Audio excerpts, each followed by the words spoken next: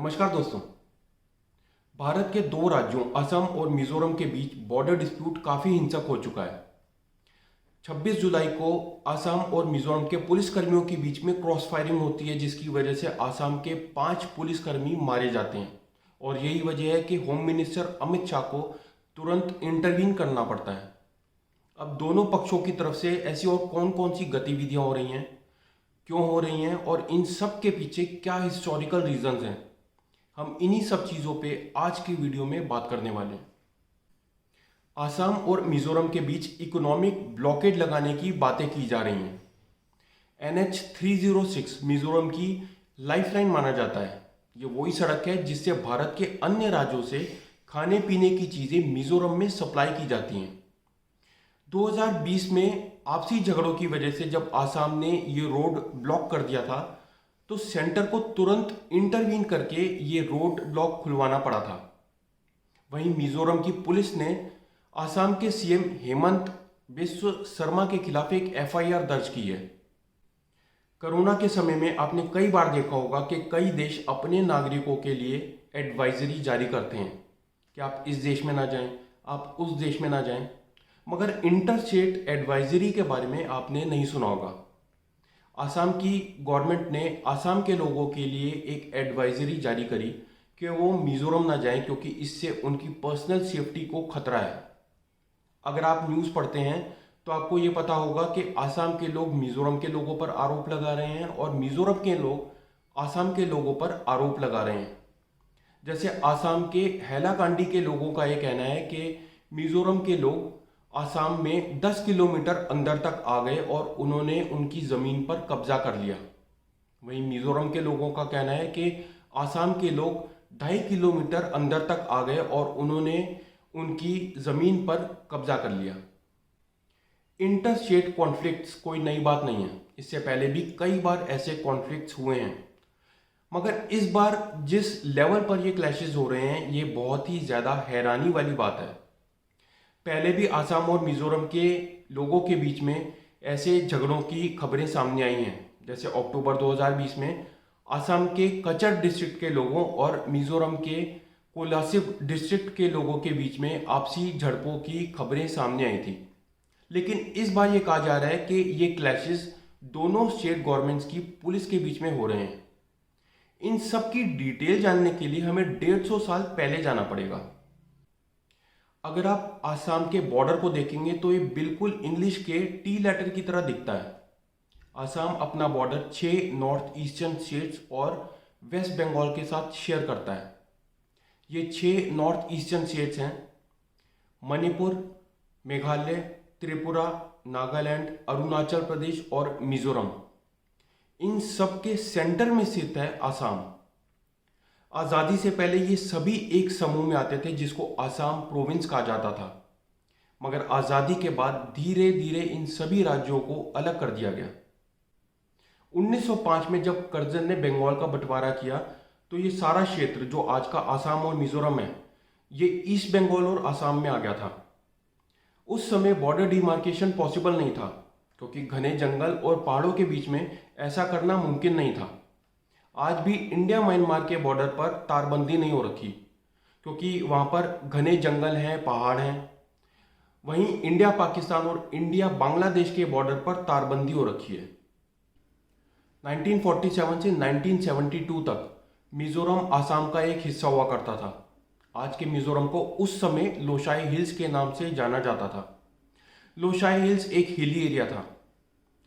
1963 में नागालैंड का फॉर्मेशन हुआ।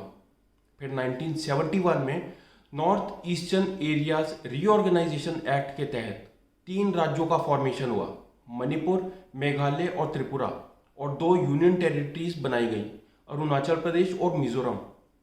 आसाम और मिजोरम का बॉर्डर ज़्यादा लंबा नहीं है, ये केवल 165 किलोमीटर का है, मगर इस पे टेंशन बहुत ज़्यादा है। इसके अलावा आसाम के अरुणाचल प्रदेश, नागालैंड और मेघालय के साथ भी बॉर्डर डिस्प्यूट्स रहे हैं, क्योंकि ये सभी एक समय पर आसाम प्रोविंस का ही एक हिस्सा हुआ करते थे। आज़ादी से पहले ये सारा एरिया ब्रिटिश एम्पायर के अधीन होता था।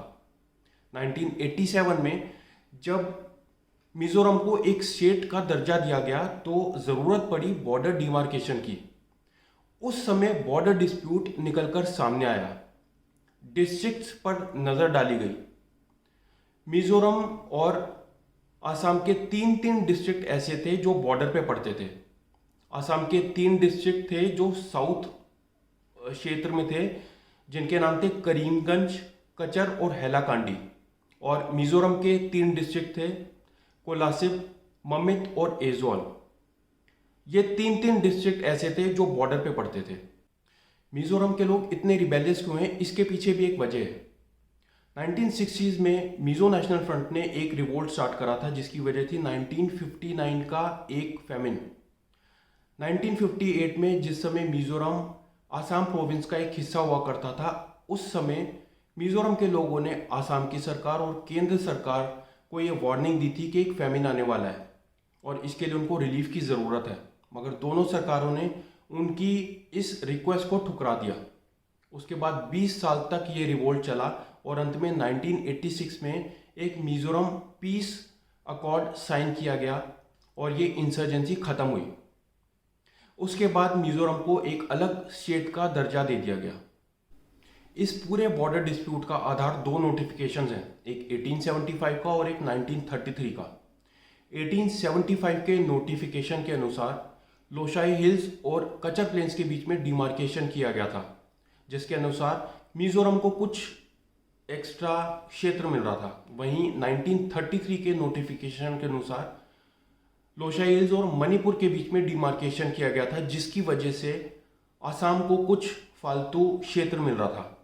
तो जहां पुराने नोटिफिकेशन के अनुसार मिजोरम को फ़ायदा हो रहा था, वहीं नए नोटिफिकेशन के अनुसार आसाम को फ़ायदा हो रहा था। आसाम का ये कहना था कि वो 1933 का नोटिफिकेशन ही मानेंगे, वहीं मिजोरम का ये कहना था कि वो ये नया नोटिफिकेशन नहीं मानेंगे क्योंकि इसके लिए उन्हें कंसल्ट नहीं किया गया था। 1987 में जब से मिजोरम को स्टेट का दर्जा दिया गया, उसके बाद से लगातार टेंशनें बढ़ी हैं। जितने भी प्रयास किए गए हैं इस इशू को या विवाद को रिजॉल्व करने के, वो सभी विफल रहे हैं। दोनों राज्य इस बात पे सहमत हुए हैं कि वो कोलासिब हैलाकांडी के बॉर्डर पर सीआरपीएफ के कैंप स्थापित करेंगे और ये सुनिश्चित करेंगे कि वहाँ पर किसी भी तरह का एंक्रोचमेंट ना हो पाए। दोनों राज्यों से कोई भी लोग वहाँ पर जाकर खेती ना कर सकें और किसी भी तरह का अवैध कब्जा ना कर पाएं। आसाम के चीफ मिनिस्टर हेमंत बिस्व शर्मा का यह कहना है कि उन्होंने मिजोरम के चीफ मिनिस्टर जोरामथांगा को ये चिट्ठी लिखी है कि वो सैटेलाइट मैपिंग के द्वारा जल्दी से जल्दी इस विवाद को सुलझाएं। मेरा ये मानना है कि जब तक दोनों सरकारों के प्रतिनिधि साथ नहीं बैठेंगे यूनियन गवर्नमेंट की गाइडेंस के अंदर, तब तक ये मैटर सुलझने वाला नहीं है। मैं आशा करता हूँ कि ये वीडियो आपको इन्फॉर्मेटिव लगा होगा। अगर ऐसा है तो इसको लाइक करें और शेयर करें और चैनल को सब्सक्राइब करना ना भूलें। Sachin Gulati signing off.